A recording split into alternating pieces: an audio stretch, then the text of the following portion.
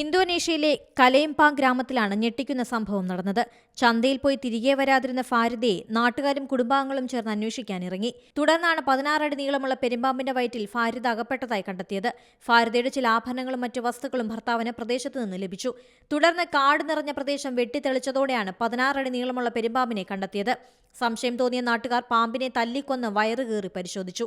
ഇതോടെയാണ് മധ്യവയസ്കയെ പാമ്പ് വിഴുങ്ങിയതാണെന്ന് മനസ്സിലായതെന്ന് ഗ്രാമത്തലവൻ പ്രതികരിച്ചു. ഇത്തരത്തിലുള്ള സംഭവങ്ങൾ ഇന്തോനേഷ്യയിൽ ഇതിനു മുമ്പ് നടന്നിട്ടുണ്ടെന്ന് നാട്ടുകാർ പറയുന്നു. കഴിഞ്ഞ വർഷം ടിനാങ്കെ ഗ്രാമത്തിലെ കർഷകരിൽ ഒരാളെ പെരുമ്പാമ്പ് വരിഞ്ഞുമുറുക്കി കൊലപ്പെടുത്തിയിരുന്നു. ഇയാളെ വിഴുങ്ങുന്നതിനിടെയാണ് നാട്ടുകാർ പാമ്പിനെ പിടികൂടിയത്. 8 അടി നീളമുള്ള പെരുമ്പാമ്പായിരുന്നു അത്. 2018-ലും സമാനമായ സംഭവം നടന്നിട്ടുണ്ട്.